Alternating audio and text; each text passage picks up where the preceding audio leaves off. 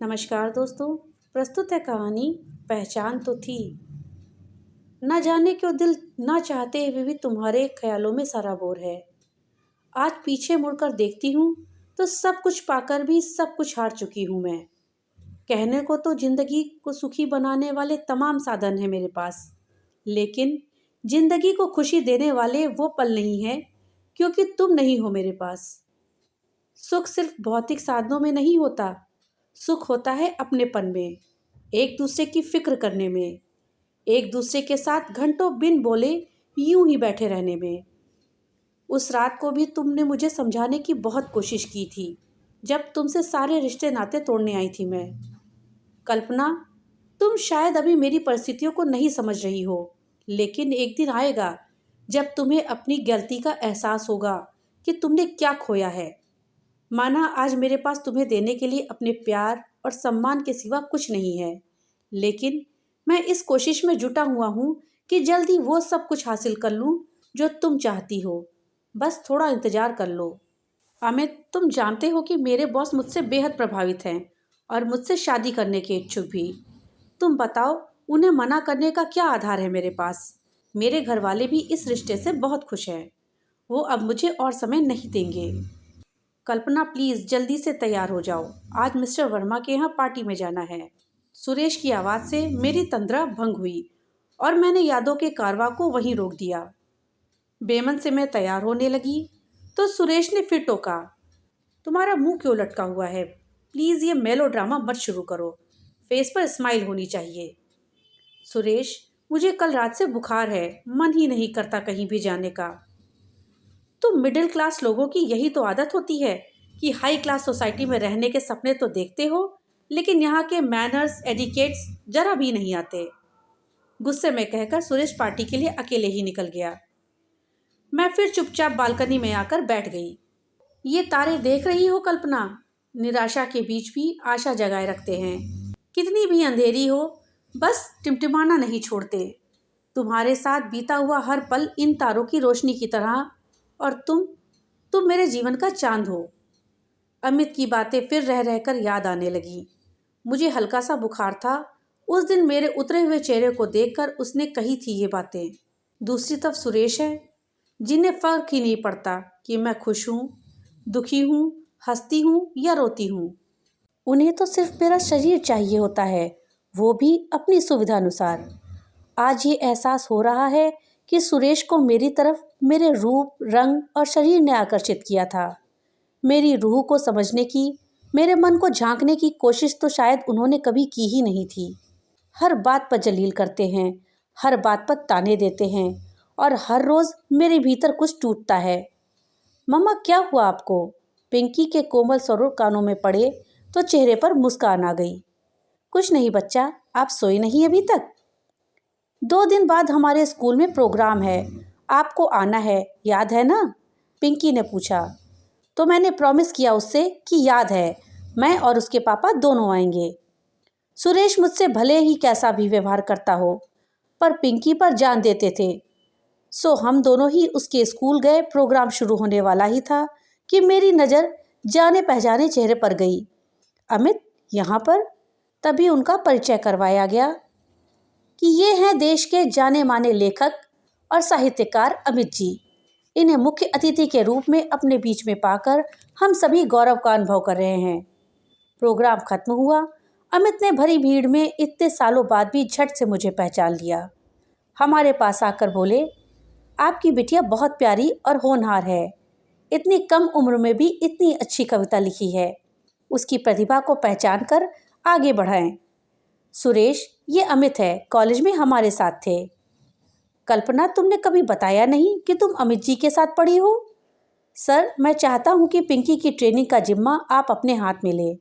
मैं ठहरा बिजनेसमैन, और कल्पना उसे क्या सिखा पाएगी? सुरेश की बातें दिल में तीर सी चुभती हैं।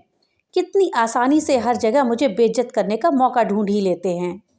खैर, खुद को संयत करके मैंने भी अमित से गुजारिश की, जो उन्होंने मान ली।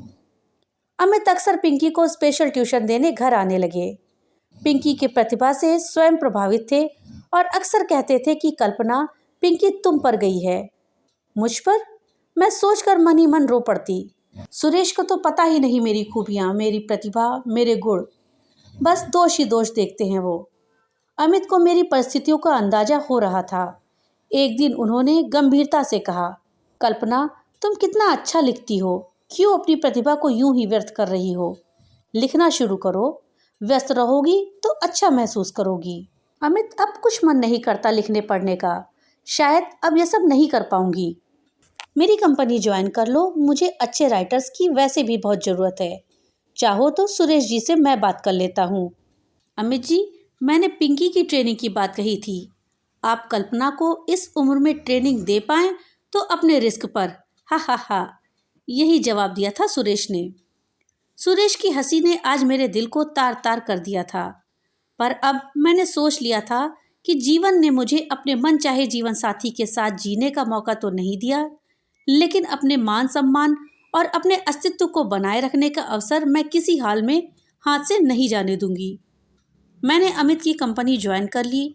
मेरी लेखन प्रतिभा अमित से छिपी नहीं थी, सो उन्होंने मुझे उसी के अनुरूप काम दिए।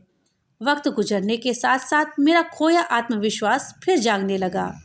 मेरे काम की प्रशंसा अब होने लगी थी। लोग मुझे मेरे नाम से पहचानने लगे थे। इसी बीच हम एक पार्टी में गए, जहां बहुत से ऐसे लोग भी थे जो मुझे अब मिसेस सुरेश खन्ना नहीं, कल्पना जी के नाम से अधिक जानने लगे थे। ऐसे कई छोटे बड़े अवसर आए जब इस तरह की घटनाओं की पुनरावृत्ति हुई। मेरे जीवन को अब एक दिशा और मकसद मिल गया था। कुछ दिनों से मैं सुरेश में भी काफ़ी बदलाव महसूस कर रही थी। अब वो ना तो पहले की तरह मुझे जलील करते थे और ना ही मुझ पर गुस्सा करते थे। मैं कुछ समझ नहीं पा रही थी।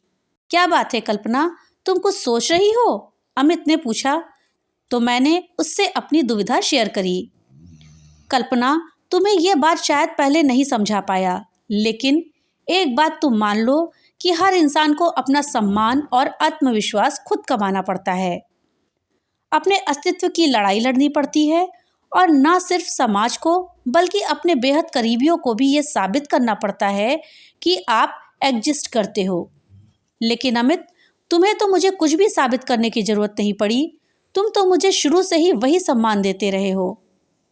ऐसी बात नहीं है कल्पना, मैंने तुम्हारा हुनर उसी वक्त जान लिया था, लेकिन सुरेश अब तक यह नहीं जान पाया था क्योंकि तुमने खुद कभी कोशिश ही नहीं करी। उसने तुम्हारी रूह को नहीं छुआ, लेकिन क्या तुमने कभी उसे छूने की कोशिश की? हर इंसान अलग होता है, जिसे अलग तरीके से ही हैंडल किया जाना चाहिए। अमित की बातों में सच्चाई तो थी।